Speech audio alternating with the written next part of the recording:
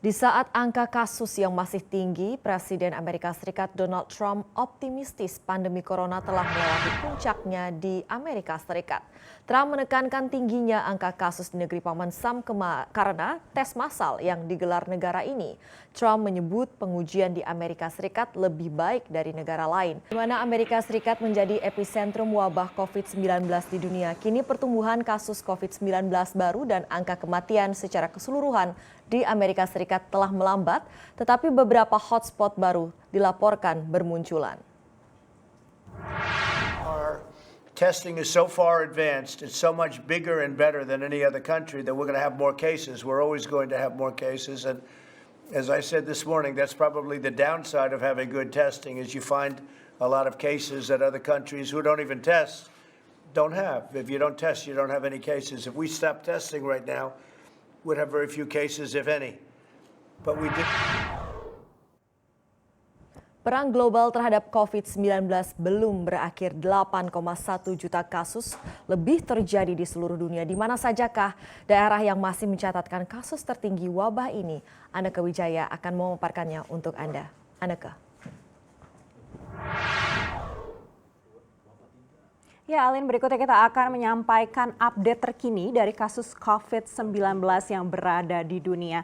Hingga pukul 11.33 siang ini, berdasarkan data dari Johns Hopkins University, ini kasus COVID-19 di dunia sudah menembus 8 juta kasus, tepatnya 8.034.461 kasus. Dan Amerika Serikat masih menempati posisi tertinggi dengan total kasus yang berada di sana mencapai 2.114.026 kasus. Dan berikutnya di posisi kedua ada Brazil di kisaran 888.000 kasus. Di posisi ketiga ada Rusia dengan kisaran 536.000 kasus. Dilanjutkan dengan India dan Britania Raya atau United Kingdom.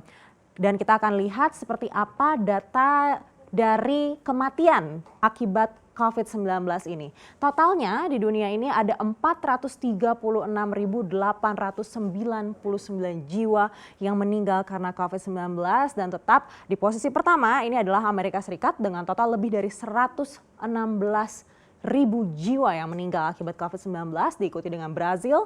Lalu di posisi ketiga ada United Kingdom atau Britania Raya, diikuti dengan Italia dan juga Perancis. Tapi tidak bisa kita pungkiri juga kalau angka kesembuhannya juga semakin lama semakin tinggi.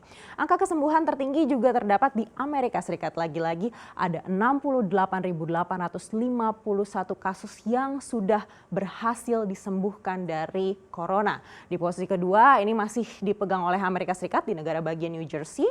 Lalu di posisi ketiga juga Amerika Serikat.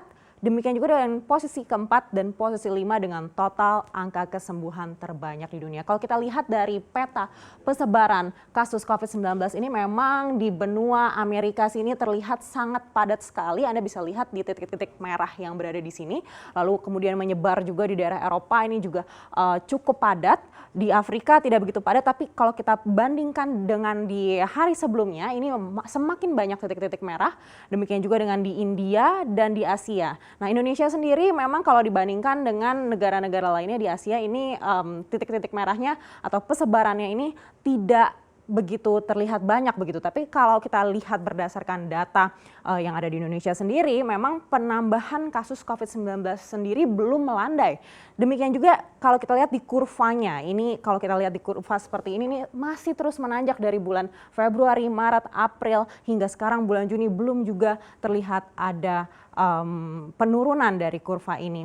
Dan ini juga menjadi concern juga di mana kita tahu bahwa di beberapa negara lockdown juga sudah mulai dilonggarkan termasuk di Jakarta sendiri di mana sudah terjadi PSBB transisi dan juga di pusat-pusat perbelanjaan juga sudah mulai buka. Bahkan Mendikbud Nadiem Makarim juga menyatakan bahwa sebentar lagi kegiatan belajar mengajar di zona hijau juga sudah mulai untuk kembali secara tatap muka begitu. Nah, ini tentu akan menentukan apakah akan menambah kasus dari COVID-19 yang berada di zona hijau tersebut yang akhirnya juga akan mempengaruhi penambahan kasus di Indonesia. Kita akan lihat nanti seperti apa. Dan demikian update dari kasus COVID-19 di dunia.